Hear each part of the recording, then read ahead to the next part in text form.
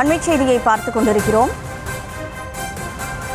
வாக்கு திருட்டு தொடர்பாக முதலமைச்சர் மு.க.ஸ்டாலின் தன்னுடைய கருத்தை பதிவிட்டிருக்கிறார். தேர்தல் ஆணையத்தை வாக்கு திருடும் மோசடி இயந்திரமாக பாஜக மாற்றியிருப்பதாகவும், இது தெரியாமல் நடந்த தவறல்ல, திட்டமிட்டு நடத்தப்பட்ட சதி எனவும் முதலமைச்சர் மு.க.ஸ்டாலின் தன்னுடைய கருத்தை தெரிவித்திருக்கிறார்.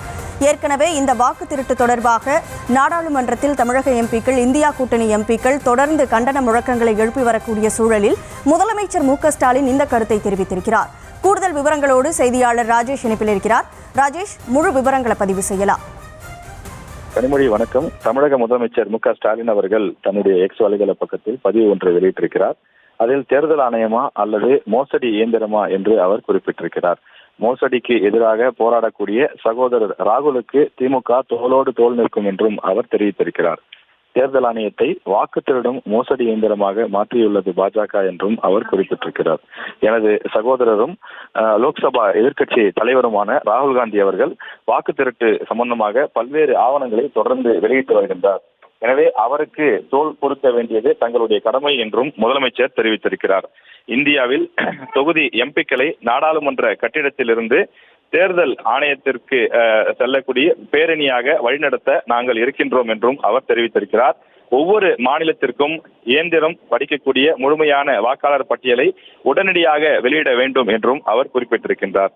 அரசியல் ரீதியாக இயக்கப்படும் தொடர்ந்து இது போன்ற சதி வேலைகளை ஏற்றுக்கொள்ள முடியாது என்றும், தொடர்ந்து வாக்காளர் பட்டியலிலிருந்து இது போன்று நீக்க வேண்டிய நபர்களை நீக்க வேண்டும் எனவும், இந்த தேர்தல் ஆணையத்தினுடைய ஜனநாயக தன்மையற்ற செயலுக்கு முற்றுப்புள்ளி வைக்க வேண்டும் எனவும் முதலமைச்சர் மு.க.ஸ்டாலின் கேட்டுக் கொண்டிருக்கிறார்.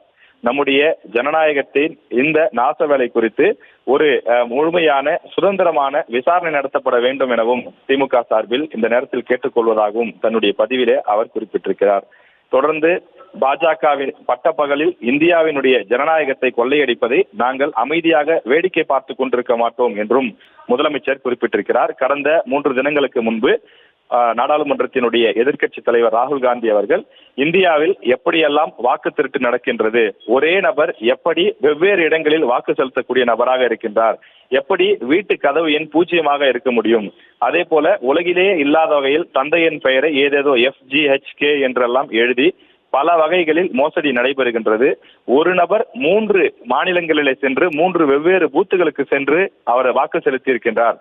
இது போன்று பல இடங்களில் நடைபெற்றிருக்கிறது. குறிப்பாக கர்நாடகா மாநிலத்தில் இருக்கக்கூடிய சில தொகுதிகளில் குறிப்பிட்டு இது நடந்திருக்கக்கூடிய அந்த வாக்கு மோசடிகளை அவர் ஒரு வீடியோ மூலமாக வெளியிட்டிருந்தார். அது நாடு முழுவதும் பெரும் அதிர்வலைகளை ஏற்படுத்தியிருந்தது. இந்த நிலையில் இந்தியா கூட்டணியில் இருக்கக்கூடிய தமிழக முதலமைச்சர் திமுக தலைவருமான மு.க.ஸ்டாலின் அவர்கள் இது சம்பந்தமான விரிவான தன்னுடைய கண்டனத்தையும், அதே நேரத்தில் இதில் தீர்க்கப்பட வேண்டிய அந்த முக்கிய பிரச்சனைகள் மற்றும் தீர்வுகள் குறித்தும் தன்னுடைய பதிவில் அவர் குறிப்பிட்டிருக்கிறார். விவரங்களுக்கு நன்றி ராஜேஷ்.